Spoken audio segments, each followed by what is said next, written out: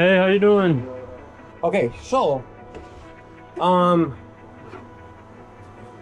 everything is good, no problems at all. It's just something we put together. Yeah. No problems at all. The, the only thing is that it don't. I don't know if it has cable. We already did it for 130 to 120, man. No, I don't think I can.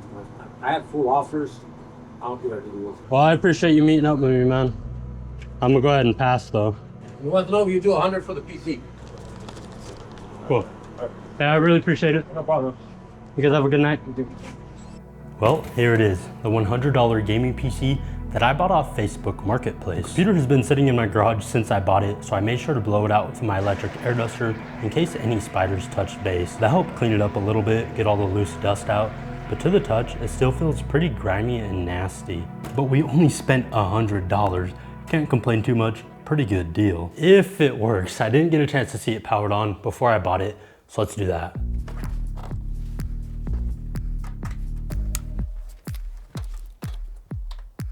Okay, I hear fans spinning.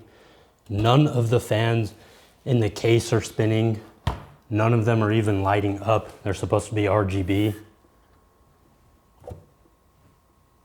That's a post though. We got a working $100 gaming PC.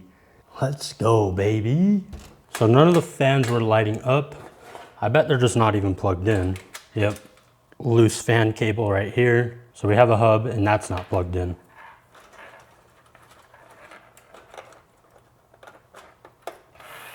There we go, see some light. All right, let's go and take a closer look at this computer. We'll break down the specs, see if it was worth our $100, and we will be trying out some gaming, but whatever GPU is installed in the computer doesn't look very promising, so it might be a dedicated PowerPoint beast, or it might even surprise us. So what did we get for $100? One word, AM4. Yep, a little AMD budget PC. The motherboard is the MSI B450M Gaming Plus. It's a basic micro ATX with 2 RAM slots and 1 Gen 3 M.2 slot. Installed in the socket is the Ryzen 5 2600X. Not the best CPU we could have received, but better than the worst option. It's rocking 6 cores, 12 threads with a boost clock speed of 4.25 GHz.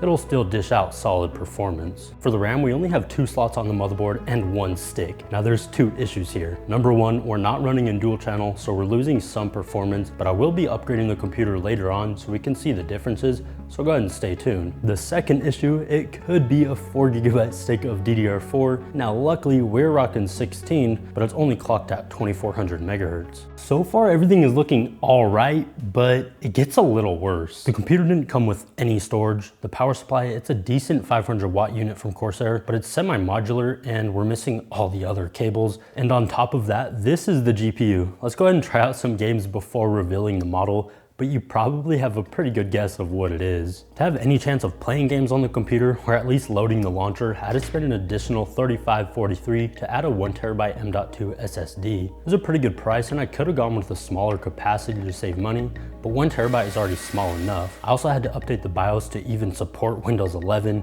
because it was on a version from 2018. Now let's try out some games. First game up is going to be Valorant. It should be able to play this.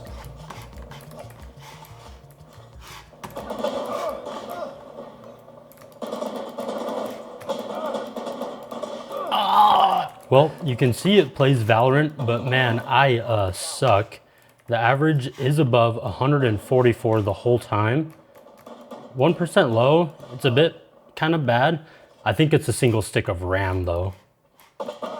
Now to try good old Fortnite. So guys, welcome to my PowerPoint 2025 Fortnite edition. We're looking at 15 frames right now. Oh geez. 10 frames, 11 frames, 11 frames. Oh yeah, this is not, we have found the limits of this gaming PC. This is at DirectX 12, by the way, all low settings. It is playable. It just hurts to play. It is a better experience. We're finally averaging above 60 FPS and it doesn't hurt to look at the screen anymore. Computer can easily play GTA 5. I'm not sure how I got reset all the way to the beginning, but we are playing it. Although it's still under 60 FPS average, this is at 1080p with high settings. We're averaging 45 right now. I also tried out my usual games. You can see Cyberpunk, not an enjoyable experience. This is all low settings at 1080p. In Marvel Rivals, it was pretty bad. Again, with all low settings. Oh boy. So the GPU dishing out all that performance is the big old GT 1030. They have a 4GB model and the 2GB variant, which is the one we received. And you might be thinking the 4GB model would have been better, but you'd be wrong if you thought that. It uses way slower memory, so it's actually a lot worse. Like a 90-year-old lady trying to walk across the street.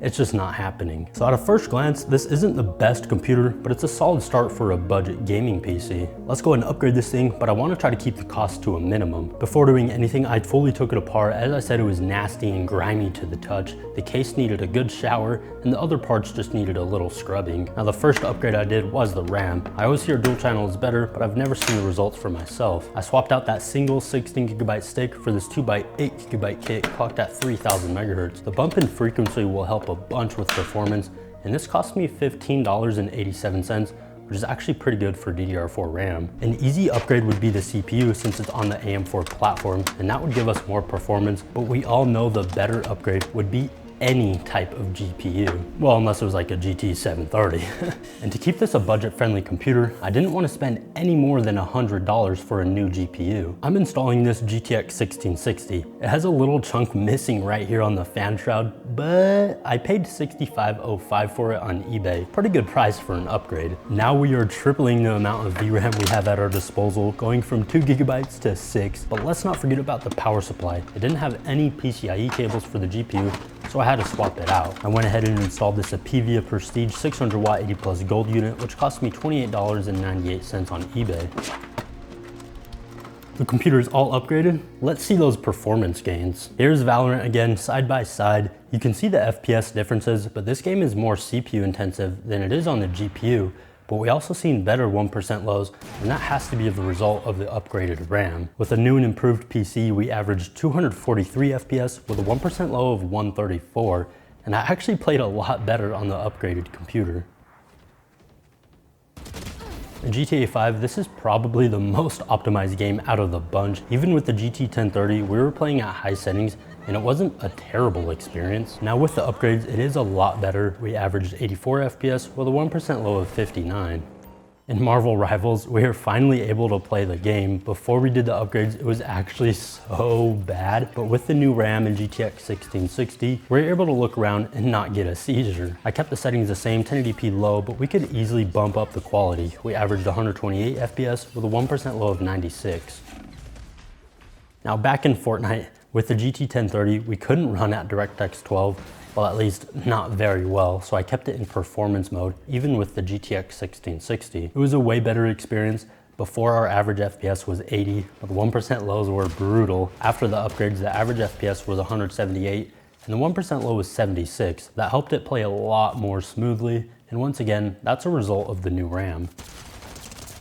In Cyberpunk, it was miles better, but I am surprised the GT 1030 was even able to launch the game, so good job, little guy. I kept the settings at low, and we averaged 88 FPS this time with a 1% low of 62. Before, with the GT 1030, the 1% low was 13, and actually in all the games we tested, the 1% low was higher than the average with the GT 1030, so these upgrades really helped this computer out.